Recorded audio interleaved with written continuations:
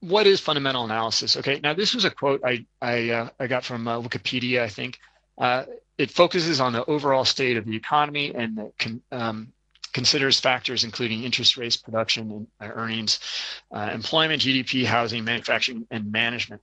Okay, now that's not really true. I mean, right off the bat, we're kind of getting a false impression of what fundamental analysis is. This is a part of it. And this is the part that we all kind of understand of what it is. It's a lot more in depth than just that.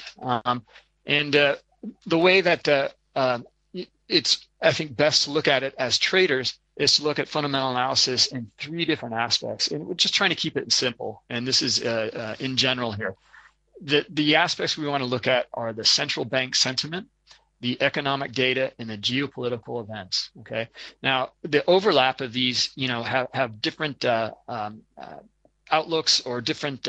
Some of the geopolitical outlooks may hold back some of the bank sentiment, or maybe there's good economic data, but the geopolitical events may hinder the movement in the markets, even though there's good data. Okay, the nexus of all this is right here in the middle, and that's when you get pure direction. Okay, that's when you get all of these things going together, and you get nice, long-lasting trends that continue for years. All right, so let's move on. The first aspect here is the central bank sentiment, and the general goals of the central banks are to maintain price stability, basically to control inflation and deflation, and to maximize employment and the production output. All right, that's their job. All right, and we want to know who's controlling this, because these it's basically the central bank governors, and they wield immense power through their monetary policies. All right, they make their monetary policy decisions based on the economic data to be objective and clear. But we want to. We'll get to that point later about some of the economic data. But that's their guidance, and they have a lot of other tools that they can use besides just interest rates. Okay, and we've seen that play with the global financial crisis. Okay, a lot of quantitative easing, or a lot of creativity. These guys have been working really hard since the crisis. As traders, what's important though is that we want to know what they have to say. All right, because they control and guide the economy. So let's see, the guide to the central bank bias. We want to follow the interest rate decisions. We want to read the central bank sentiment and statements, and we want to watch, listen, and read any important information that has to deal with the central banks and the press releases and the speeches. And then we'll create a bias and an outlook.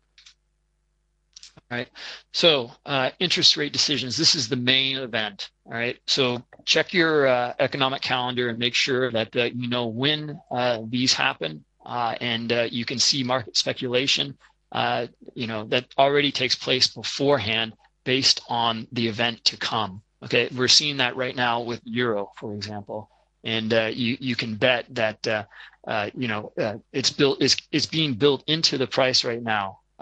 If there is a rate decision drop in interest rates from euro and the ECB, we're probably not going to see too much of a movement in price because we're seeing that movement right now. All right, and then we want to attend all of these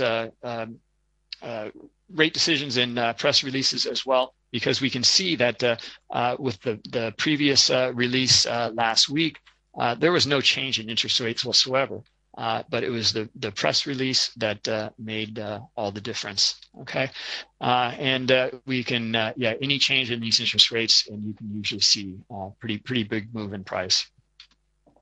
All right, so reading the statement. Okay, now this is really important aspect, because as I just mentioned with Draghi, his statements, and just with some words, he dramatically shifted the market. Okay, so that came through not necessarily the statement, but that was the press release. But I'm going to go through a statement here, and I'm going to show you how these central bankers can move the markets with their statements and releases. Okay, so it's important to get to know these guys. That's for sure. These are the 8 main central bankers in with the majors. This is for the Swiss National Bank, Hildebrand. We have Carney, Yellen, Draghi, Palaz with the Bank of Canada. Then we have Wheeler with the Reserve Bank of New Zealand. We have Stevens at over in Australia, and then we have Kuroda in Japan. All right, we want to know not only who these players are, but what their policies are, and get a feel for the language that they use within their press releases. All right, so here's an example of a statement. All right, now this is from Glenn Stevens from the Reserve Bank in Australia. And this was back on November 5th, 2013. And you can see here that the top line, it just says that at the meeting today, the board decided to leave the cash rate unchanged at 2.5%. All right. You can see that these statements are, there's not a lot of text here. They're very compact. They're very direct. They're very transparent, and the wording is quite simple. All right, so you don't really have to read too much. It doesn't take too much effort to get a huge amount of information on which direction these central bankers want the currencies to go. So anyway, there's this one. It's just 2 sentences down here near the bottom. This was the introduction of this statement. Was that the Australian dollar, while below its levels earlier in the year, is still uncomfortably high. A lower level of the exchange rate is likely to be needed to achieve balanced growth in the economy. Okay, that was it. And here's the result. Here's the statement. And then here's the result. This is when it came out. And you can see the sell-off, and that's probably around 250 or 300 pips, just right there. And that all you had to do was just read the statement.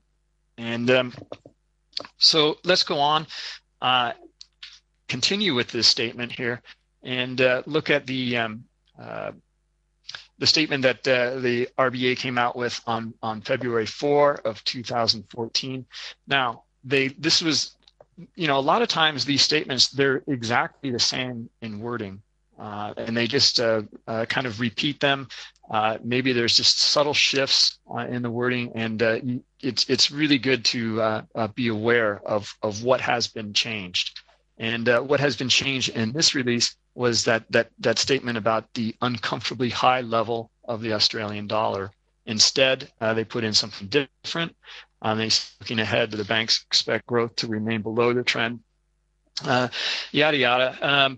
But that statement wasn't there. And instead, we had a rather kind of bullish outlook. Beyond the short-term, growth is expected to strengthen, helped by the continued low interest rate and the low exchange rate. All right, that's a signal. And the signal was that it's, he's happy with the level of the currency. And here's the result. Dramatic rise and very, very bullish outlook.